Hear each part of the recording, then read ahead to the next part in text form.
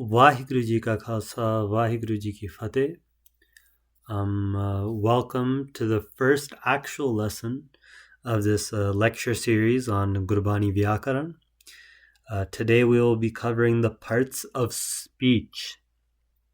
Now I will admit that this lesson will be a little bit drier. That is because we won't actually be covering any rules today, unfortunately. But it is important to get down the basics before we start delving into it. This lecture will be shorter than the other ones that are to come, I think, hopefully.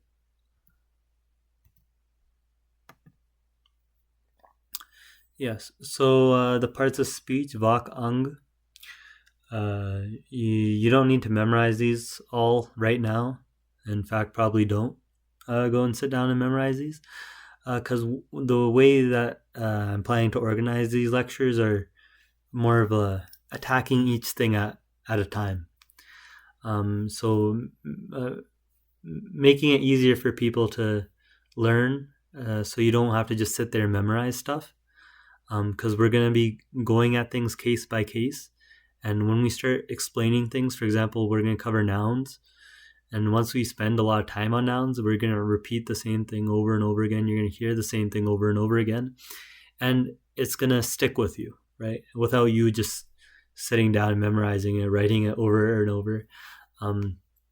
I think this would be a lot more of a productive way to structure the lectures. But just to give you a brief overview, and maybe you already know these already. If you do, that's fantastic. Or maybe you know some of them. So I'll just go over them quickly.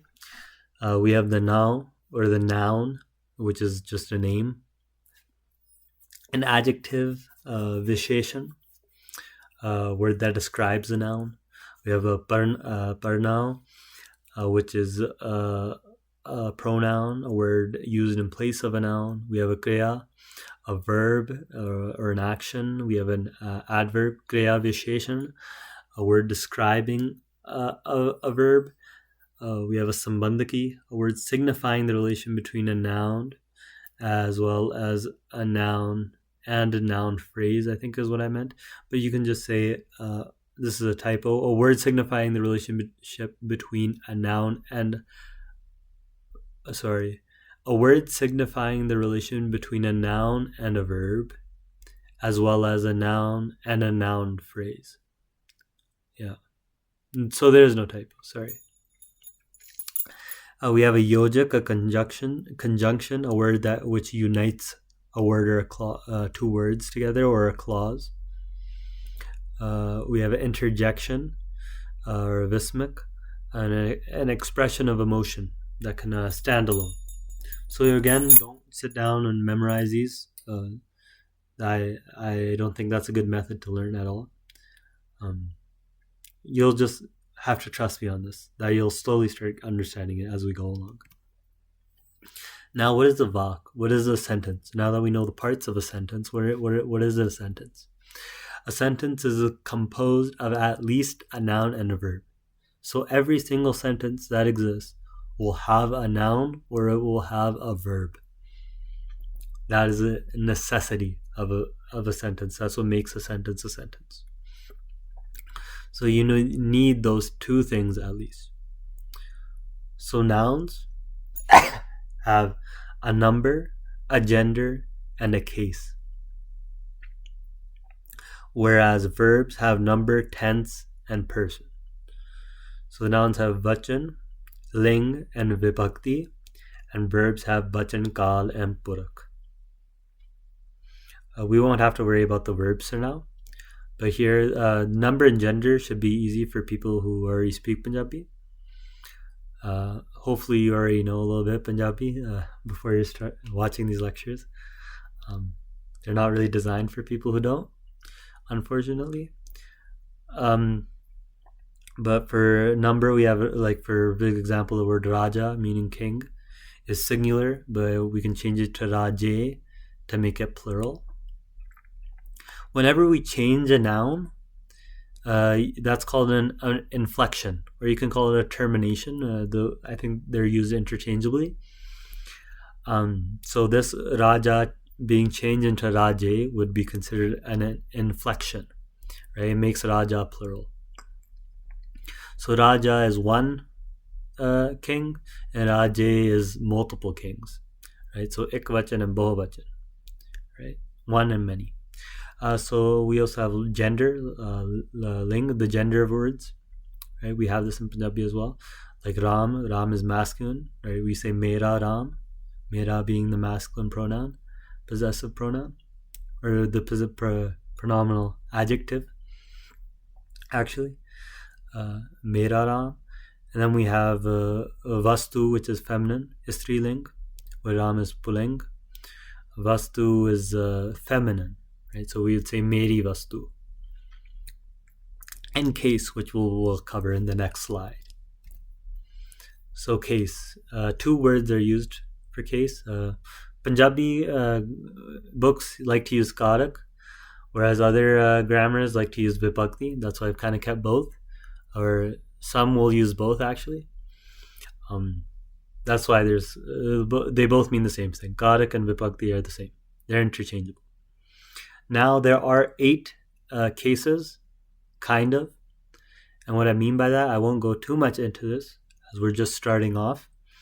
Some people think that there are only 5 cases, some think that there are only 6 cases, some don't consider a certain case. So it's not as straightforward as just simply 8 cases. There are nuances to this, and different grammarians have different opinions. But I'm just using this model, if we can call it that, just for the sake of simplicity and just to sort of give us a place to start learning, I guess. But as we progress, you'll start to understand what I mean by there's not actually really 8 cases. And you'll start to understand it as we go along through these lectures.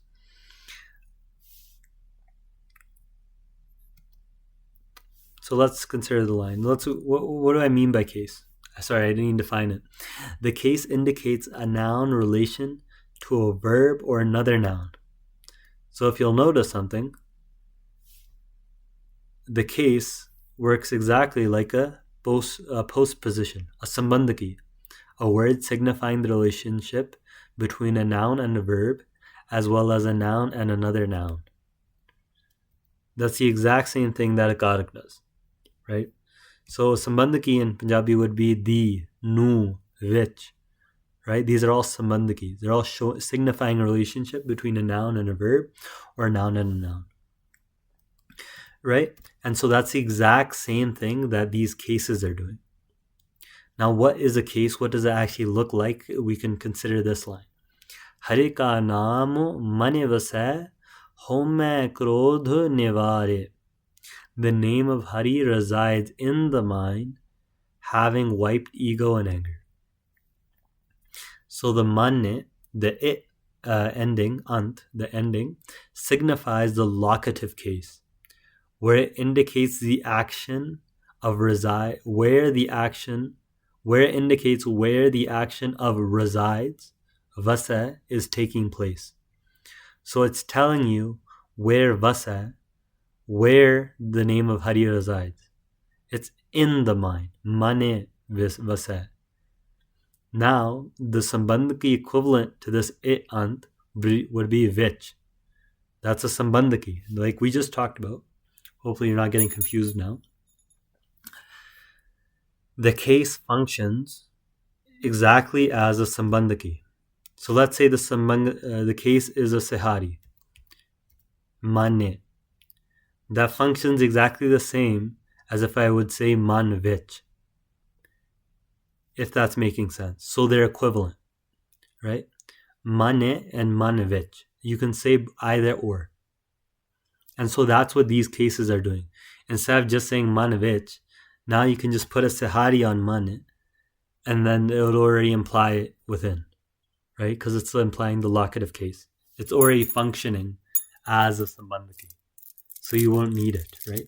Here's another sambandhaki is hare ka, right? Da is also a sambandhaki, right? It's showing the relationship between hare and naam, right? That hare is that naam belongs to hare. That's what ka is indicating, right? And that's what a sambandhaki is. Indicates the relationship between a noun and a verb. The reason I'm repeating this over and over again is so it sticks to your mind. So if it doesn't, I'm very sorry. Maybe you have to try harder. So we already went over this last lecture, how these case endings, how these vowel endings are used in other languages, and they're used in the same sense as case, right? So these are all case endings.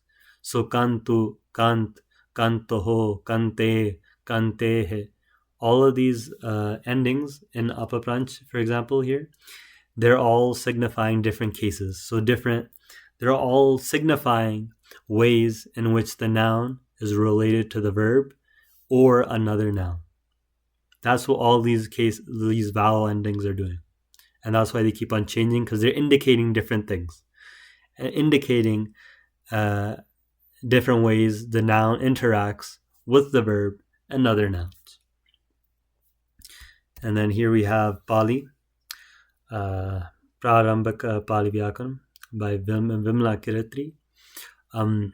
Naro, same thing here. Narang, Naren, Naraya, Narasya, Naranang, Nare, Narehe, Narebhe, Naranang, Naresu, Nare, Narmehe, Narsim, Nar. These are all showing different ways that the word nar will interact in the sentence and how it will interact with another verb or a noun.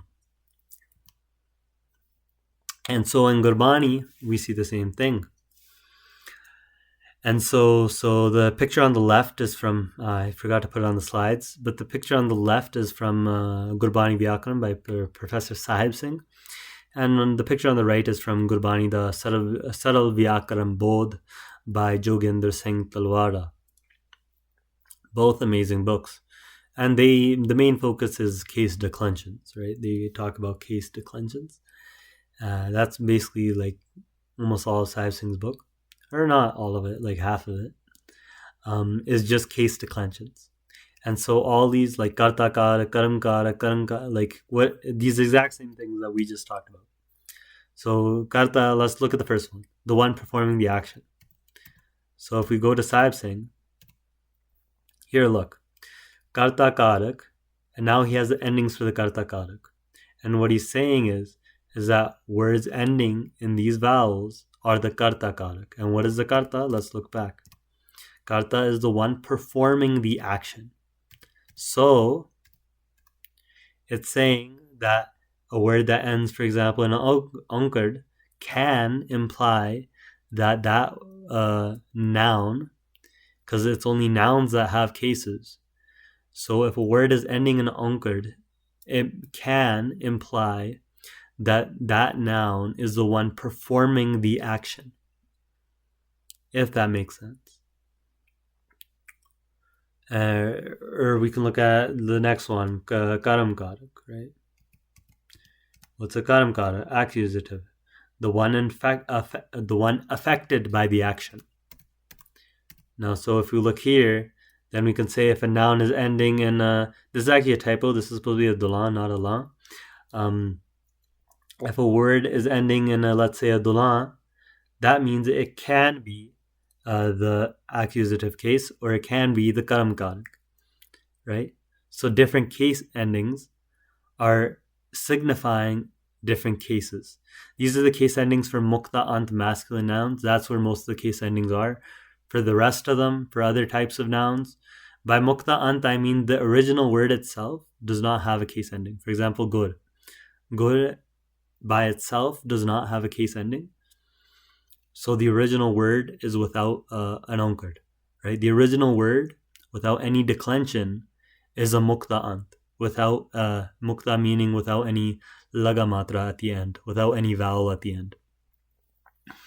Or sant. Sant is a mukta ant masculine noun. It's masculine, it's a noun, and it ends without any vowel ending. All right.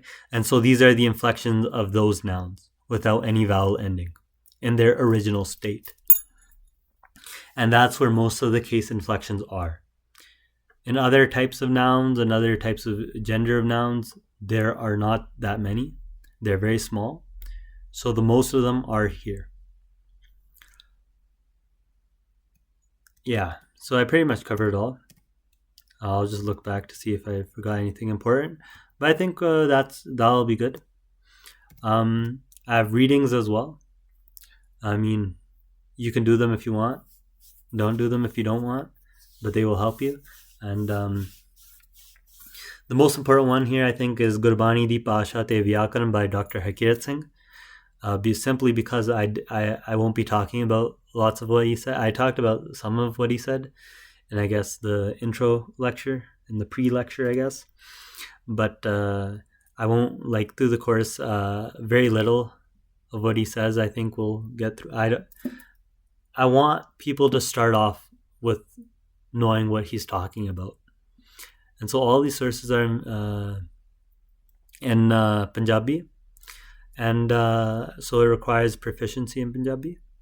But the reading Dr. Hakirat Singh's book from pages 3 to 14, he explains what language is, what is grammar. And these are just very essential core concepts. And I think if there's any reading that you're going to do Dr. Hakirat Singh's. He is actually a student of Professor Sahib Singh. So he actually corrects lots of his mistakes. But no, yeah, it's an amazing book, without a doubt.